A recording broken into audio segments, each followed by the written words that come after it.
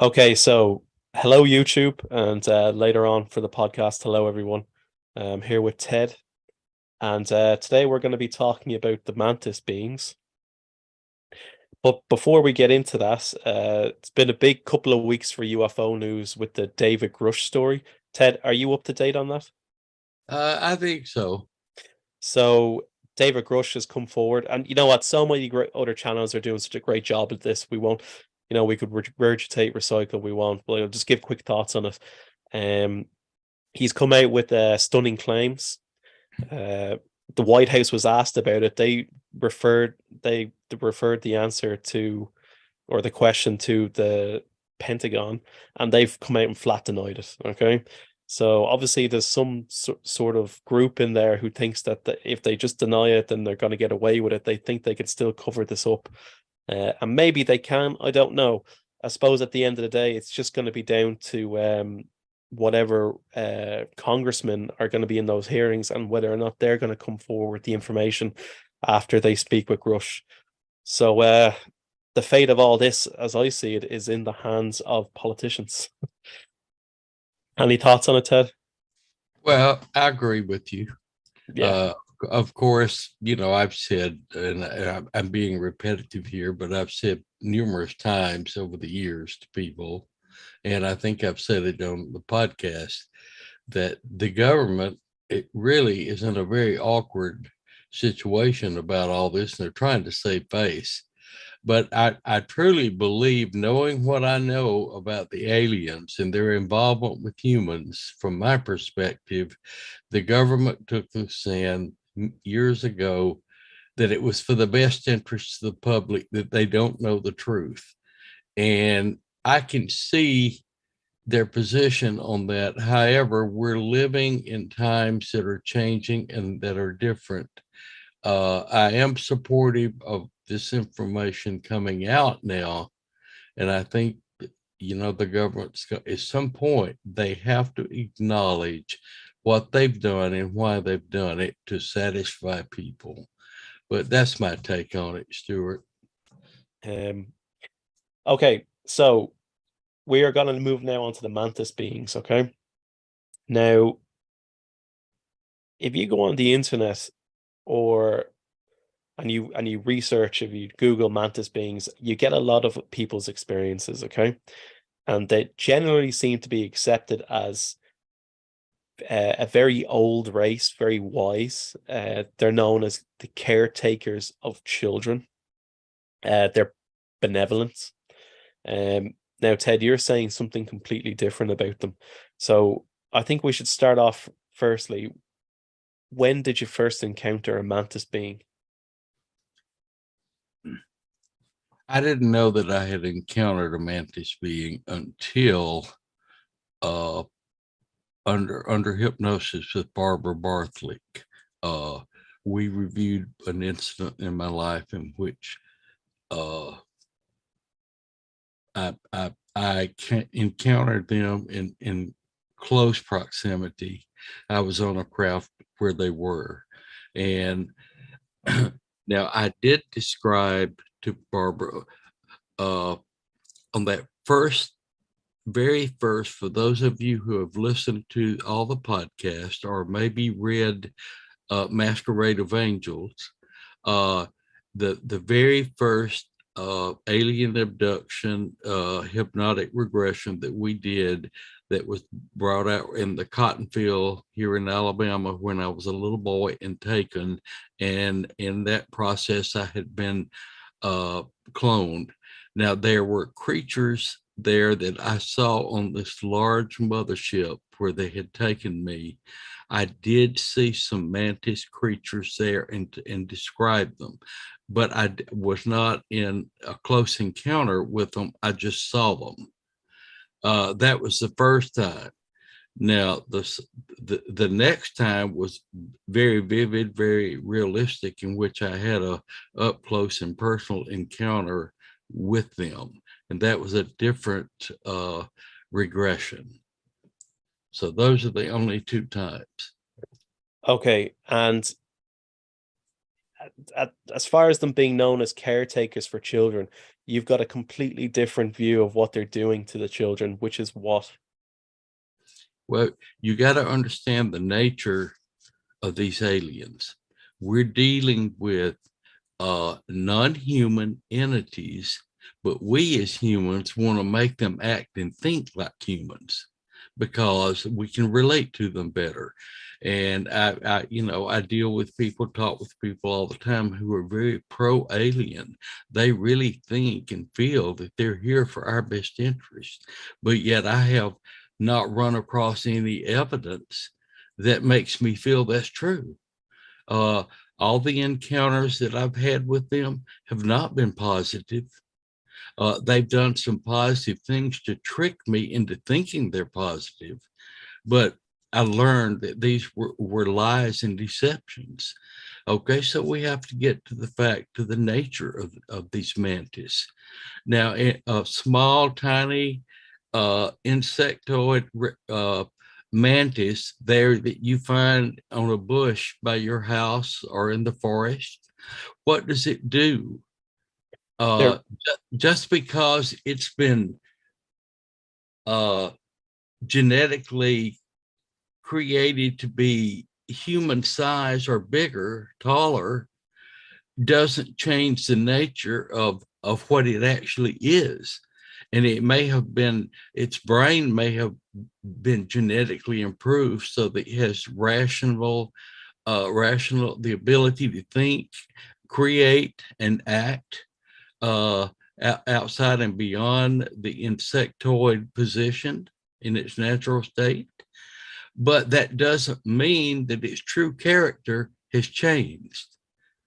And it's still an insect. It still behaves like an insect, and it feeds on flesh of other creatures. Yeah. And Birds, lizards, anything right, everything else that it can get. And I witnessed this on a ship where I was. I saw a craft come in with children, babies. I'm gonna say they probably, the oldest one was maybe 4. They were 4 down to toddlers, diapers, and they were brought in and they were taken off of this circular round craft onto a conveyor belt. And they were, now the children were kind of, I'm not going to say totally paralyzed because they were moving their arms and legs, but the children were somewhat like in a coma. It's not like they had their true faculties mentally. They were just sitting there like they were in La La Land. But they rode this conveyor belt inside a compartment. And this is gross and this is horrible. But this story has to be told. People have to know what we're dealing with. This was a processing center where these children were being prepared for food to feed these mantis. And they were taken in there, and all of their extremities, their arms, legs, their heads were all removed by a laser knife type thing. They just seared right across it and it dropped off. And these parts of the bodies were packed in containers to be sent somewhere else. I'm not sure. I didn't witness where they were taken. But then the torso cavity was split open. It was put on continuing this conveyor belt, and it went down onto what looked like, it wasn't, but the closest thing I can say to describe it was like a conveyor belt, but it rode very slowly as if it was like a buffet line. And these tall mantis, and there was bunches of them, they were feeding on the organs inside the cavity of these remains. Oh Now, my is this gosh. gross or sick enough? But I saw it. I even told Barbara, I said, my God, it looked like they were eating into a big baked potato. And now, when I've told this story, people say, you're just trying to horrify everybody. Well, you know, I've been quiet for years. I didn't want to tell people what I knew to protect all of you listening.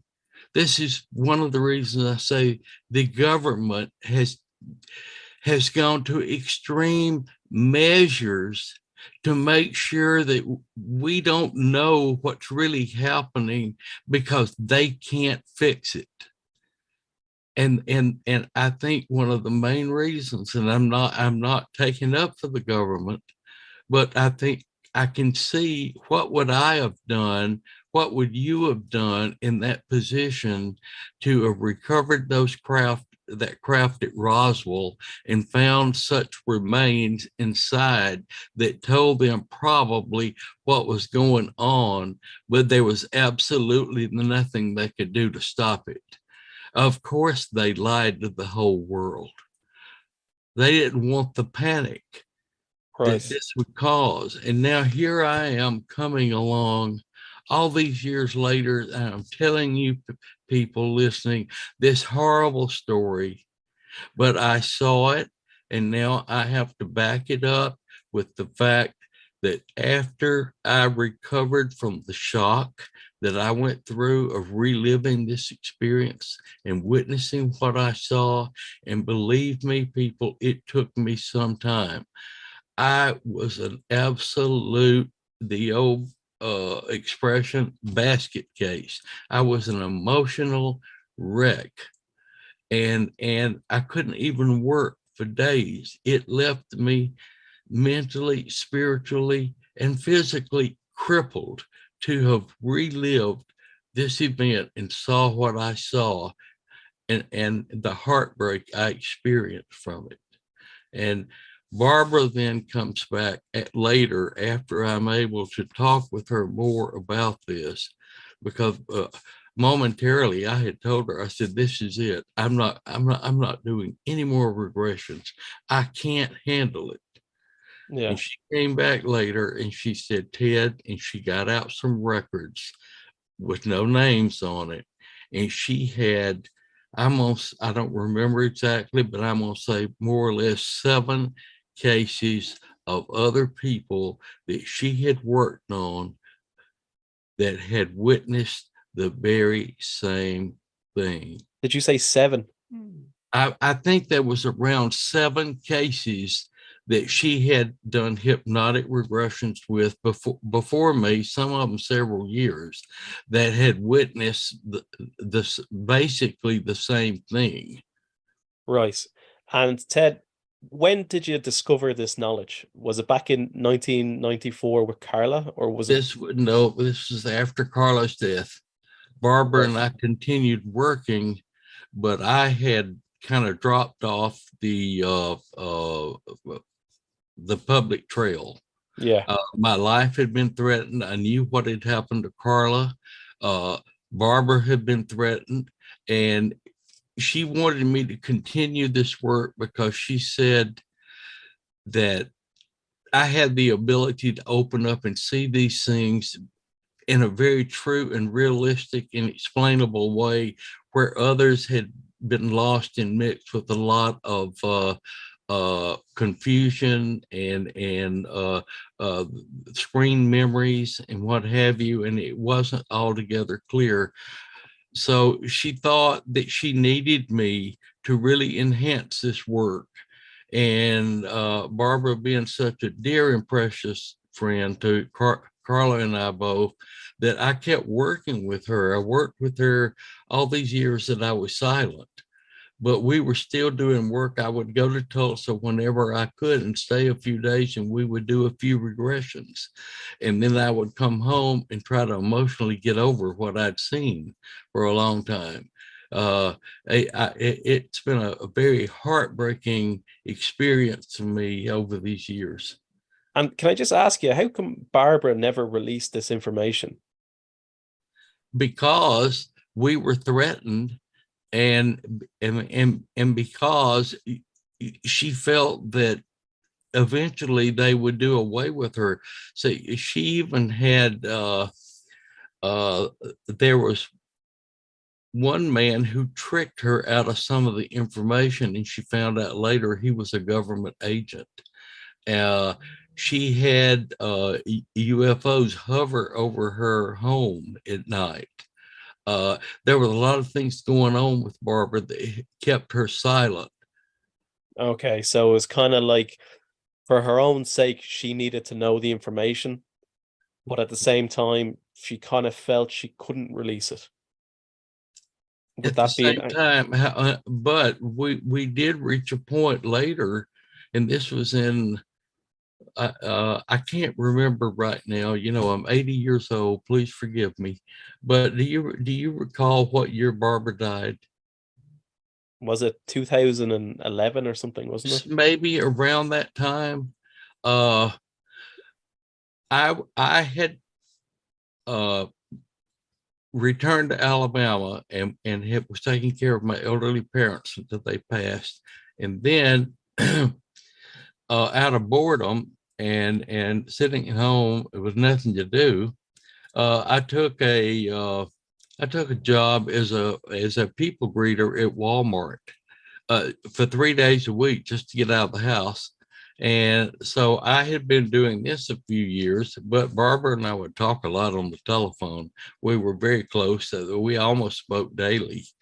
And so she had talked me into let's do a follow-up book to Masquerade of Angels.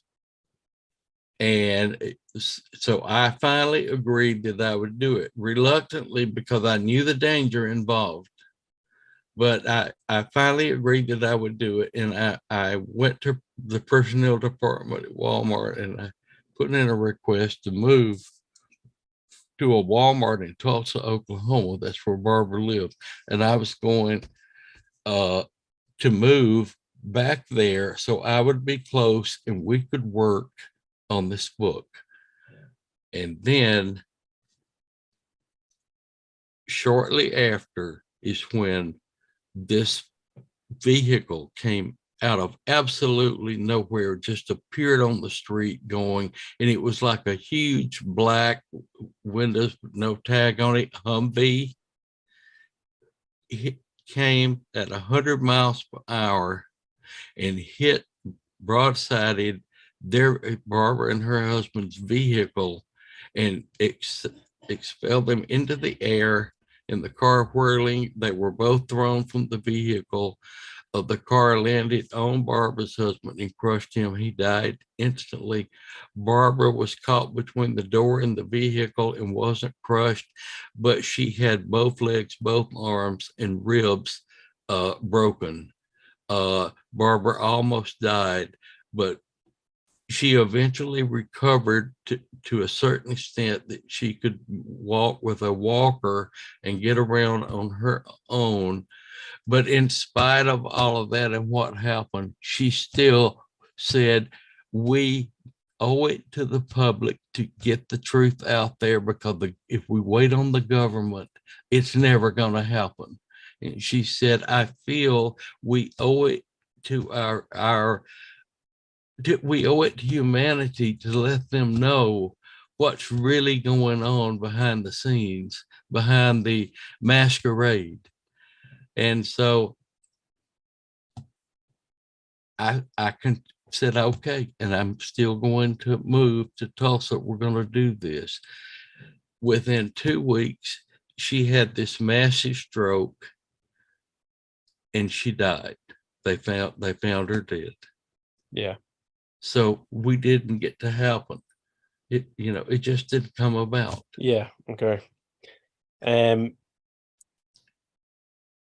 So was this at Dulce, this mantis buffet? I don't know where it was. No. Okay. So when did the event happen? What year? I was taken. I was taken out of my home, and it happened uh, when I was in Amarillo, Texas. When I was living there, I lived there 3 years, and it was an abduction that happened there, and I don't know where I was taken. Now, Amarillo is, as the crow flies, is not that far to Dulce. Yeah. Maybe Okay. by car, maybe like about a 4.5 hour drive by car from Amarillo to Dulce. So it was in that area. It's possible, but I don't know for sure. I just know that I was taken there, and they did things to my body. They put headphones on my ears. I think they were trying to program me for something, and maybe they did. I'm not sure what they did to me. I just remember the headphones being put in a chair that looked like a dental chair, and it laid back, and they did different things to my ears, to my eyes. They took blood. They had, like I said, the headphones on my head, and then in the process, uh, of being removed from that room where those things were happening, we went into an area where I was to get back on a UFO to be brought. I returned, I'm assuming, back to my bedroom. And that's where I saw another UFO where these children were being brought out of this UFO on that conveyor belt. And then it's like, I don't know if they did it or if there was a friendly force of aliens in charge. I'm not sure, but I remember I suddenly found myself in the room where the feeding was taking place. And Jesus Christ. and that's the story. I don't have any better details, but that's what I saw. And Barbara confirmed that I was not the only one that had ever seen this situation. And Ted, So why? yes, they're the caretakers of the children. Yes, they certainly are. You can see that deception and that lie. They're insectoids, and they're behaving like insectoids. Why do we expect anything different out of a mantis? Yeah. And Ted, why children? Well,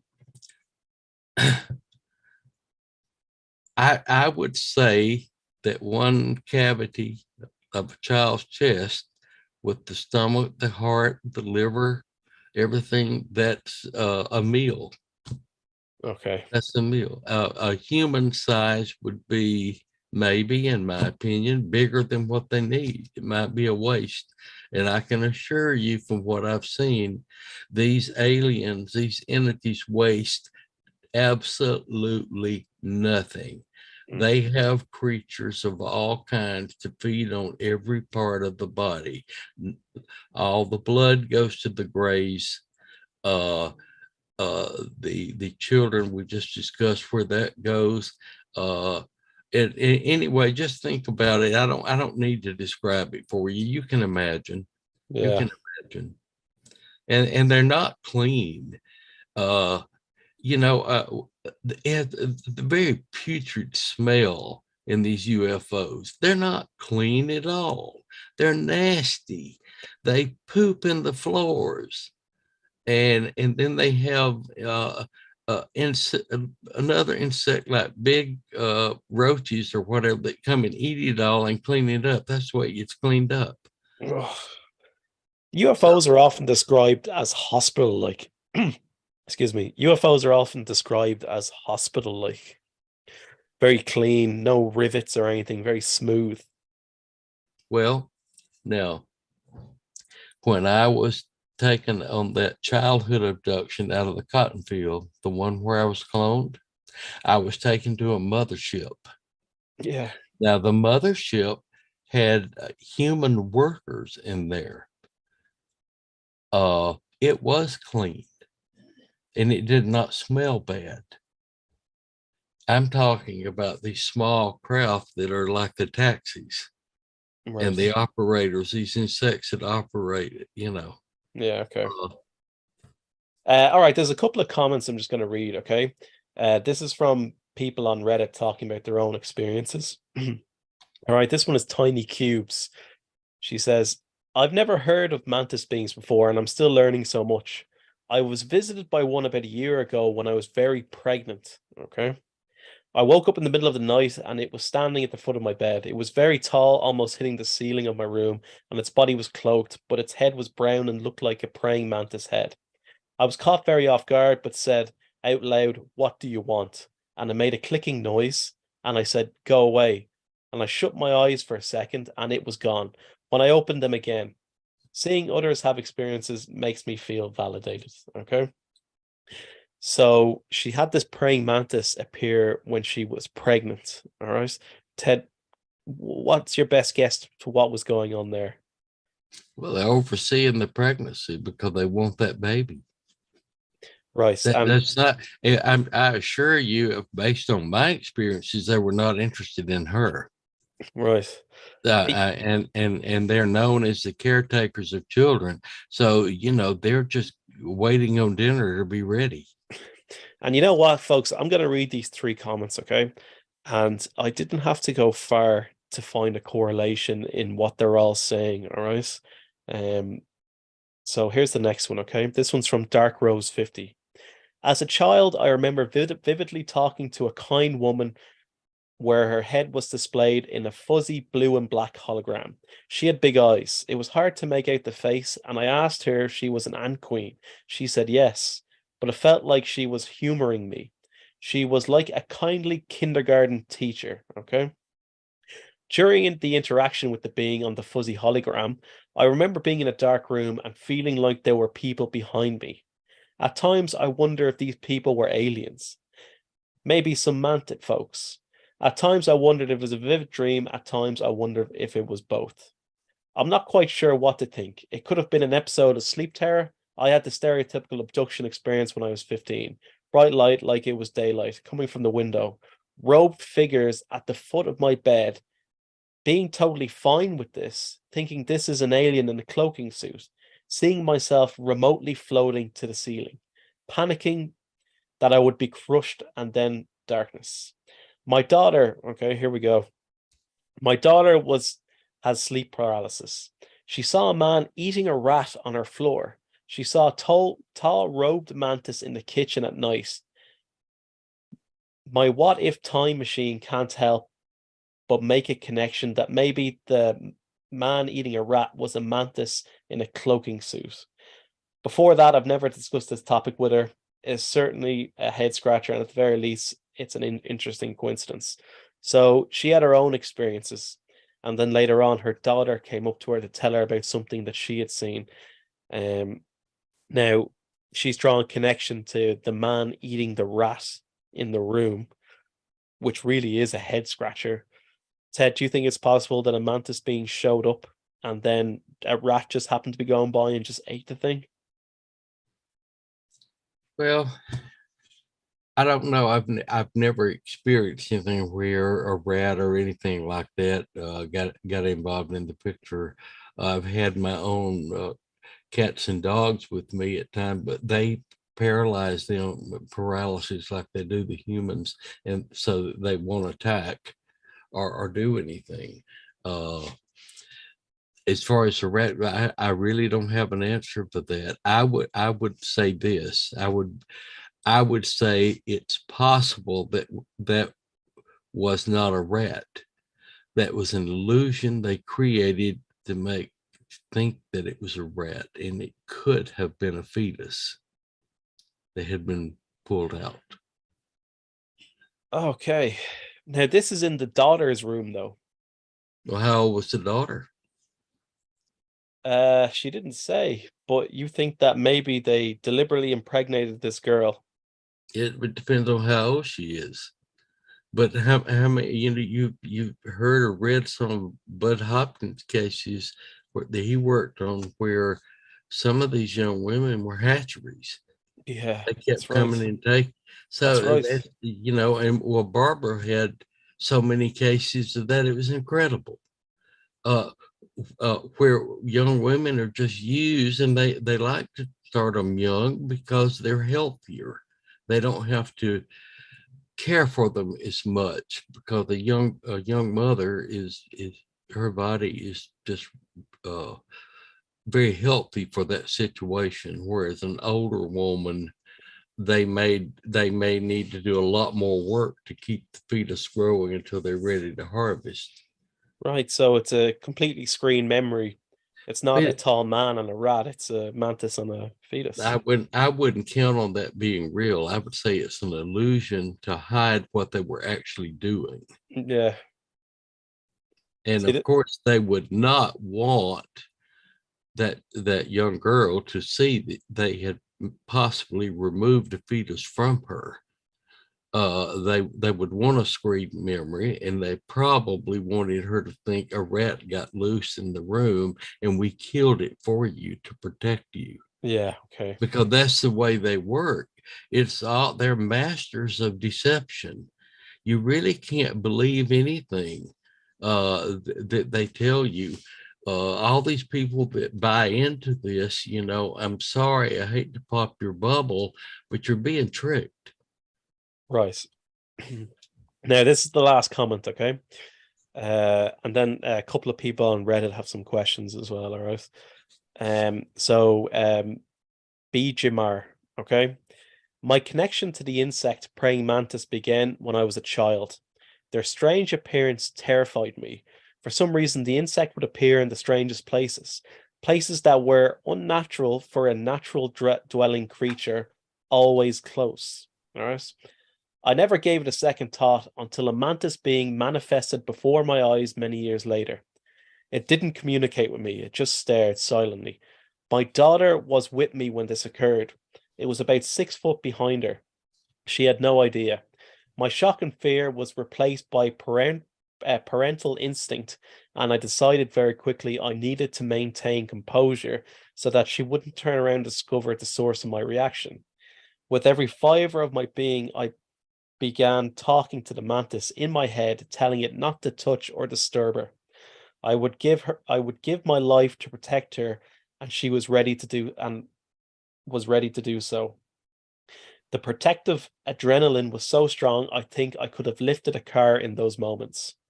The mantis disappeared after what seemed like forever. However, it was only about 10 seconds. I have had a number of UAP sightings since, and when I meditate, they occasionally appear still. Sometimes I'll get hit with prophetic dreams as well, none of them good, always about famine and destruction of our planet. Doesn't that sound familiar? Okay.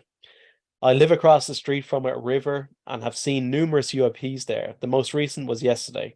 Of course, it was gone when I returned with my phone. I wish someone here would take notice and perform some sort of investigation in the area. I live in a building and have recently discovered other tenants have also had unusual paranormal experience. It's the water. What is the connection to water? I would love to hear from others who live close to water and have seen/experienced things. So she's talking to her daughter and a praying mantis appeared behind, and then instantly she went into protective mode. Did you think she knew subconsciously maybe something had happened to her before? And I do. and she I thought this is, strongly would feel that, because yeah, she sensed it somewhere buried within her. That alarm went off. yeah, Something that had happened to her. She didn't turn around and try to face it out of curiosity and say, "Oh, an alien mantis, let's talk." She went into her fear mode for her daughter. yeah, So specifically her daughter as well. yes, that's obvious that there's been an experience somewhere in her past that allowed her to have this feeling or reaction. Yeah, okay. That's So, my opinion. and what about this water thing? Well, they have to have water. True. I Yeah, mean, they've been seen hovering over lakes, rivers. They take on water. actually, it just reminded me of remember we watched the UFO connection and they actually used the water to travel around. They do. And in this apartment building there where she lived, she's obviously a connecting link to the UFOs just like I've been. They've been involved with me my entire life. And I'm finding as we move forward, it has affected many members of my family. And we've had my niece on here talking about, and she's still having periodic experiences. Well, I'm finding out there are a number of people, blood link in my family, that have had events that are probably UFO related. Yeah. And so I would say with this woman and her daughter, since this is an ongoing thing and she sees these UFOs frequently, that she is a link to some group of them and she's just part of their food chain. Right. I mean, I don't think they pop in for social visits. Believe me, they don't. And the fact that they attack people in the middle of the night, they come when you're sleeping, when you're the most vulnerable, that doesn't speak very well of their character. And I appeal to all of you listeners, use some logic here in the behavior of these creatures. Actions speak louder than words. What are they doing for us that's so fantastic? If our government has gotten any improved technology out of it, good for them. But I assure you, they did it with our scientists digging and learning and experimenting to get what they've got. I do not for 1 minute believe these aliens just walked in and said, look, we want to teach you how to do this or that or the other. Yeah. It don't happen. So look at the character, all of you, look at the character of these creatures. What are they doing for us that's so positive? Nothing that I'm aware of. If they save somebody's life, it's because they want to feed on you later. They're very self-serving. They're out for themselves, and they put such a fantastic con job on humanity. Right. Yeah, they've been here 75 years, probably longer. And No, it this goes whole like back to biblical days, yeah, my friend. It and does. and this whole idea of like, oh, well, they've got a prime directive and they're just watching us because we've nuclear weapons, and but then like they're just doing the opposite. Like they're definitely influencing our culture, appearing and disappearing, and then kidnapping people, and people who don't get returns. I'm finding it's getting harder and harder for me to see a very positive spin on this. All right, so moving on to Well, some, let me throw something yeah, in.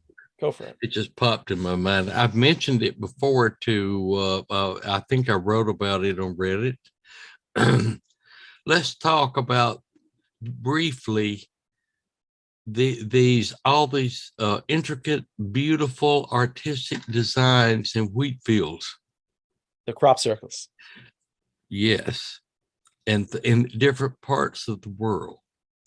All right, here they go and destroy a great part of some farmer's crop. Did they put money in his bank account to pay him for that?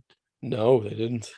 But people are so dazzled with the amazing artwork and baffled by it, they don't look at the fact that it did no good whatsoever. Yeah. What good came out of doing that? Deception, conning. People say, oh, God, they're so intelligent. Look at what they've done. We got to greet them and welcome them to improve our planet. And they're waiting anxiously for the day for them to start sitting down. What about the cattle mutilations? I read one story where one out west in one of the states, Montana or somewhere, one man who was a large cattle rancher lost hundreds and hundreds of cattle. So he eventually went out of business because of cattle mutilations, where they're taking these cattle, ripping them apart to get the parts that they need. And of course, I've seen and witnessed, and Barbara Bartholic did too, through other cases, where these cattle parts are being used to make big vats where they grow and birth baby infants for their cloning program. You know, what good is all this for us? What are we gaining out of all of this? People, start asking yourselves the right questions instead of being dazzled by their deception. I beg you to do this. Yeah. I know farmers aren't compensated for the loss of the cattle either. All right. So this question is from Appropriate Being. Okay. How intertwined are the elite abduction of children and the alien abduction of children? Why do they want children so badly? How involved are the elite involved with the aliens? Okay. Ted, do you understand what she means when she says elite? Well, maybe leading people on the planet, humans. Yeah. I mean, that would be what I would think she meant. Yeah. I noticed there's one thing you always come back to, and that is Eisenhower. The fact that he may have been cloned when he had that meeting with the My ETs. gut feeling that he was. Yeah. So is there he was programmed. He was, in my opinion only, he was programmed to not actually see what had happened to him and to trust them enough to do an exchange program for an improvement in technology. He allowed them and bought into and believed their interest in humanity was for genetic purposes only. They were trying to improve their species, and they needed to study the anatomy and biology of the human makeup. And he bought into this. But all that did was allow them to kick in this humongous cloning program and program of human deception, so that we'd never figure out what they were actually doing in exchange for a little of technology. Yeah. And you know, it's all very one-sided. I mean, we are the food source for these aliens worldwide. Yeah. And they have motherships out there and colonies maybe on other planets that we're not sure about. But I suspect that they do, even on the moon. And we are their primary slaves and food sources for them. Yeah, well, that's what she means in her comment by the elite. Eisenhower would be considered the elite. I would think so. So but I don't think they consciously know what they've done. I don't believe Eisenhower for 1 second knew what he had done. I think he thought he had done something good for humanity. Right. He may have learned before his death that he had been duped, but I'm not sure that he ever learned it. All right. What about like royal family around the world? Is there any connection there? Well, conspiracy theories that I just don't buy into. Do I think Queen Elizabeth was an alien and that she worked with the aliens to control the British Empire? No, I don't think that. God rest her soul, but I don't think for 1 minute she had any idea or was connected in any way. Now, they may have made visitations and programming and an abduction with her or her family, but I don't think they were aware of it. Yeah. It would make sense though, wouldn't it, for them to control the leaders of the population? Sure. Yeah. But that just helps their program. Okay. I mean, they deceptively create situations to deceive humanity so that there is the least resistance for what they are doing. Okay. I mean, when our listeners start listening to the fact of what I'm telling them, and maybe at some point, some of them will start saying, you know, Ted's got a point there. I never looked at it that way. Maybe we need to start thinking about this in a different way now. And I'm hoping in some way that I do this for my fellow human beings. If I do that, I feel like what I've come in this world to do, I'm achieving it, even Right. if it's just a handful of you. And why do they want children so badly? I think we already answered that. It was snack size more than Yeah, anything. right. It's just a feed source. All right. And the next one is from Comprehensive P. Have the entities that Ted Rice had encountered with ever speak to him about the future of humanity?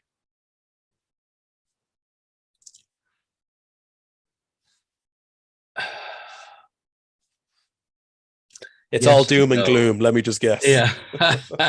Well, you know, back in the 70s, when I was living in Atlanta, Georgia, and studying with people to achieve my certification for mediumship through the National Spiritualist Association of Churches, I had some visions that we've talked about before that affected futuristic humanity.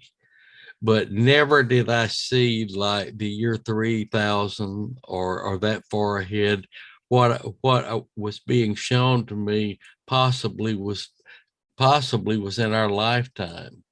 But you got to remember, and you know, we've had our guest speaker Janet Smith on talking about these deceptive and illusionary psychic visions that people have had that actually stir up people and get them frightened and scared, and but yet they never happen. And so realizing all this and knowing what I know now, I don't buy into these visions that I saw because that was a popular time back in the 70s for that sort of thing. And people looking at the world's changing. Look at all the people, if you go back and read, that moved to Arkansas in the mountains up there to escape flooding, worldwide flooding, people that set up settlements up in some of the Canadian provinces where they were told it would be a safe area, but yet nothing has ever happened. Uh, these were just uh, psychic phenomena. Is a program run by these aliens that they've installed into humanity. And so they instill some of these visions into different ones to share with the others to get them excited. And it's a control method. They're just controlling us through these. They're not really going to happen. I would trust, if you really want visions that are probably going to be true, read the Bible. Right. Read the Bible and trust more into those visions than what you're getting from a psychic, you know. And I'm speaking against what I used to do. I used to be a very active psychic. I did readings for people all the time, but I learned where it was coming from, and I learned the deception involved in all of it. And I just don't buy into it anymore. Do I still get premonitions and what have you? Yes, I do periodically, but I trust the source now from where it's coming from, because I analyze the whole situation before I respond to it verbally. Right. I want to make sure I know what I'm talking about, and what I'm saying, is it good for the person, this information, or is it some deceptive thing that could mislead them? Yeah. Okay. I'm responsible for what I tell you, and I want to make sure what I tell you is wise. Yeah. Okay. Well, what have they shown you? I remember you talked about a flood before, a giant wave. Okay. They showed me at one time this huge tsunami that was maybe, I'm not sure, don't hold me to this, but I'm going to say it could have been 200 feet high or higher. and it came in. The part that they showed me was the southern east coast and into the Gulf of Mexico. And it came in and it flooded all the way into middle of Alabama, and into parts of northern Mississippi. Most of Louisiana was gone except for up near the what they call the Arctic area, which is the Texas, Arkansas, and Louisiana corner where they meet. That area did not go underwater. So they showed all this to me, and I bought into it, and I was terrified. And I warned people, but nothing's ever happened. But I've learned differently now. I'm not going to tell you that that's going to happen, because I know how deceptive this is. And look at the lives it affected when I told people this. Look at the lives it affected. I know people that moved to the mountains because I told them that. Yeah. You know, I don't want that responsibility anymore. It's wrong. And I think they also showed you a scenario where there was cavemen restarting civilization. Was that right? I'm